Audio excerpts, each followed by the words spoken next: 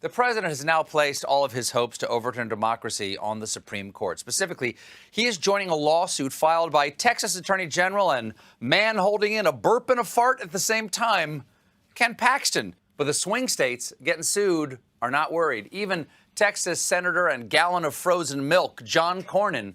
Things look so bad for Trump that some Republicans are beginning to edge away. One Republican beginning to sprout tiny little testicles is Texas Senator and understudy for the Blue Man Group, John Cornyn. Speaking of other things billionaires own that are breaking up, yesterday we got some exciting footage from SpaceX, the company founded by tech entrepreneur and man who comes pre-Madame Tussauds, Elon Musk. And it also looks like Biden might do a solid for his former primary opponent and man who set the Photoshop filter to all, Pete Buttigieg. Yet another member of the president's legal team just tested positive for COVID. Attorney and woman demanding the Chipotle guy to pick the cilantro out of the rice. Jenna Ellis. Elsewhere, desperate attempts to steal the election are happening deep in the heart of Texas, led by Texas Attorney General and Tintin going to divorce court, Ken Paxton. But despite the record-breaking numbers, some folks are throwing caution to the wind, like Secretary of State and King of Pomptoberfest, Mike Pompeo. This afternoon, we explored the downside of humoring the president, thanks to Secretary of State and darkest timeline version of the dad from Wonder Years, Mike Pompeo, former national security advisor and man plotting to steal every damn shrimp from that buffet, Michael Flynn. Today, the president was supposed to attend the latest fraud fest starring alleged attorney and pagan priest summoning the Norse god of dentistry, Rudy Giuliani. But one associate of the president still takes the crazy cake, and that's attorney and hungover sweet potato, Rudy Giuliani. One of the latest people affected is the president's lawyer, Rudy Giuliani, seen here pinching out a closing statement. But the bad news is not stopping Trump lawyer and phantom of the sex shop, Rudy Giuliani, and attorney to the president and man asking a rat if he's going to finish that cockroach, Rudy Giuliani. Every 4 years, around this time of the election, people start to worry about an October surprise. Well, today, we got more than October surprised. We got October appalled, courtesy of Trump's personal lawyer and man who has to constantly gnaw on a tree trunk to keep his teeth from growing through his bottom lip, Rudy Giuliani. Things are also going poorly for the president in Pennsylvania. The state Supreme Court did not believe their lie that they weren't allowed poll watchers, which was quite a blow for the president's lawyer, Rudy Giuliani, seen here putting air quotes around the word lawyer. But some of his lackeys have been more than willing to step up and embarrass themselves, like Trump's attorney and man showing where he's going to get his prison tattoos, Rudy Giuliani, alleged contractor for Dominion Voting Systems and lady at the brunch butchering the phrase huevos rancheros, Melissa Carone. Take GOP Senator and Orville Redenbacher after LASIK, Ron Johnson. Sunday morning, the president went on the Fox News to trade lies with former journalist and big mouth Billy pundit, Maria Bartiromo.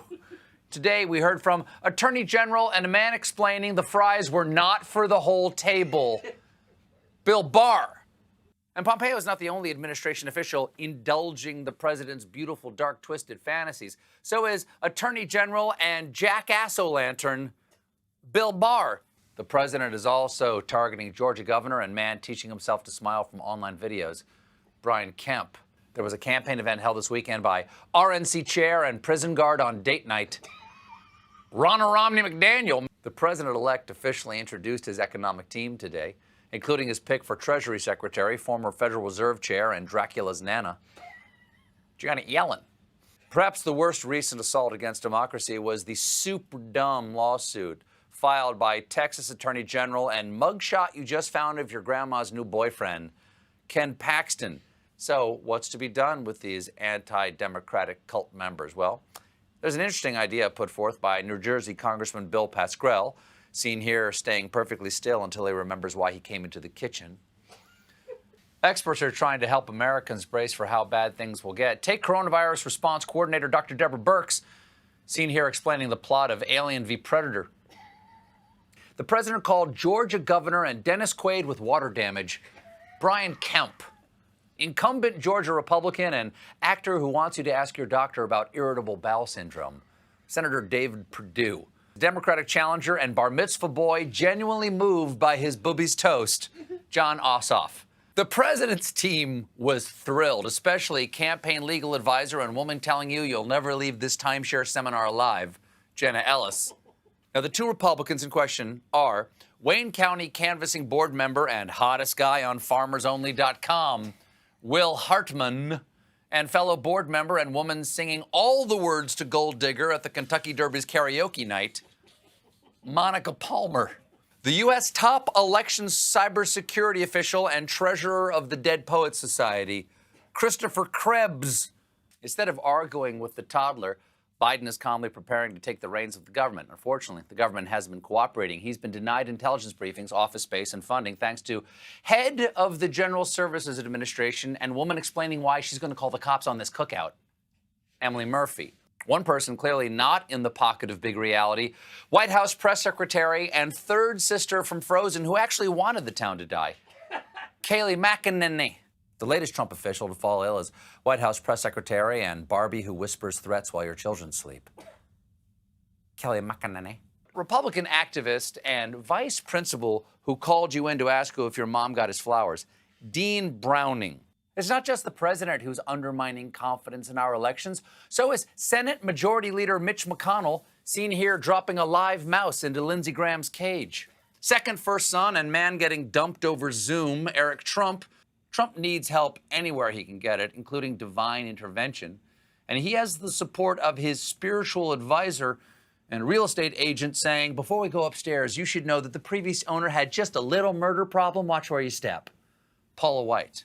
Now, Biden is getting a boost from one of his former rivals, billionaire Mike Bloomberg, seen here in fun size for Halloween. The organizer of this whole thing was disgraced HHS spokesperson and man prepared to ante up for this game of strip poker, Michael Caputo. Another guy coming out of this not smelling like a rosin is former Deputy Attorney General and man asking if you'd like to see his erotic stamp collection, Rod Rosenstein. Trump wasn't the only Republican acting like an idiot at a rally this weekend. There was also Georgia Senator David Perdue, seen here explaining how he likes his pumpkins to have some junk in the trunk.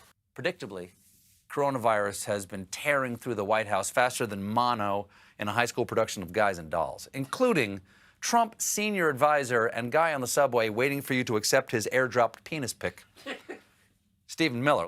Consider the Supreme Court, where his new nominee would give conservatives a 6-3 majority.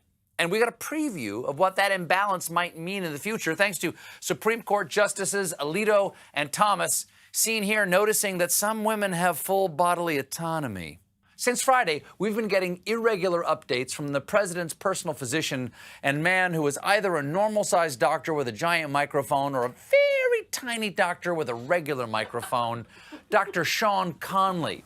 Adding to the confusion this weekend was Trump chief of staff and man being told the bounce house is for children only, Mark Meadows. This morning, the administration really put the dam in damage control by sending out White House chief of staff Mark Meadows, seen here trying to sterilize the room with the power of his mind. This week, Biden got another huge endorsement. Miracle on the Hudson pilot and AARP magazine's sexiest man still alive, Captain Sully Sullenberger.